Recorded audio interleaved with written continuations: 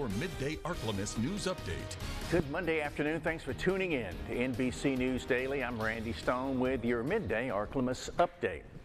In a crime alert, Louisiana State Police are investigating a homicide that took place early Sunday morning in Lake Providence.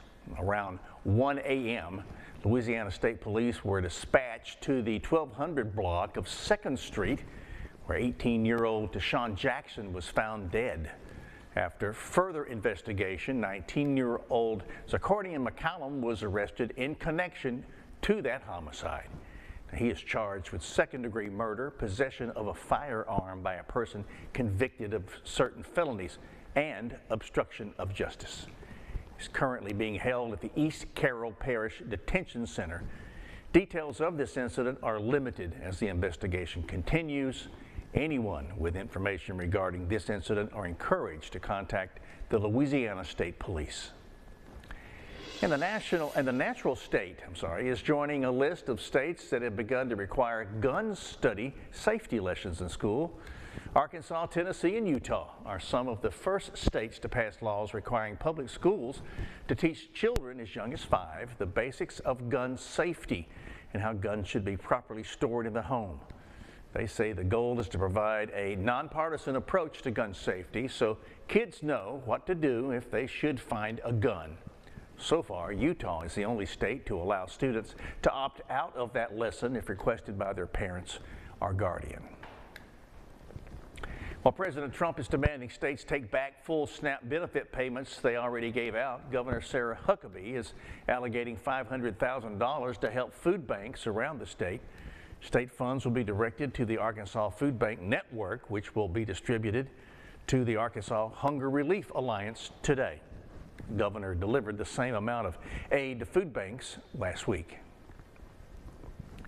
In a consumer alert, the IRS ending a government-run service months ahead of a tax season. The Internal Revenue ending the direct file free tax filing program. The Trump administration is expected to push for alternative ways taxpayers can file for free through private companies. The IRS and the Treasury Department could make a push for people to instead use Free File.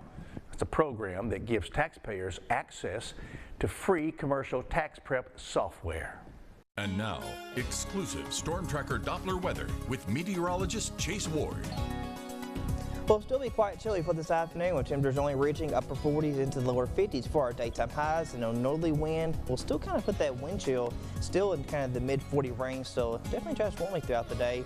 Now, we still have another round of freezing temperatures as we kind of go overnight tonight, falling back to the upper 20s. We'll see a lot of lower 30s as well across central Louisiana, even with the wind shifting more southerly, and the wind chills even be in the mid-20s, even though they'll be calm, but still dressed warmly and appropriately through tonight, going into early tomorrow morning, kick off our Tuesday. Now, as we kind of go throughout the rest of the week, with the winds kind of returning southerly, we are going to start to see kind of a gradual warm up, and even a hot little increase in dew points as well. We'll see a few clouds linger in towards Wednesday and Thursday. So tonight, falling back to near 29 degrees, still freezing, still again, just dress appropriately. Tomorrow, a little bit warmer, hitting into lower cities for our highs, and of course these temperatures, they just gradually warm up with the return of southerly flow, because by the time we head towards the late week, Thursday, Friday, we'll be above average, upper 70s, getting close to near 80. Definitely a change of pace considering how we're kicking off this week below freezing. Now, as we kind of head towards the late week, expect the return of showers and thunderstorms through Saturday night, going early parts of Sunday, still in the 70s, and then we'll cool back to mid-60s for highs into early next week. As we clear out, it'll be mostly dry.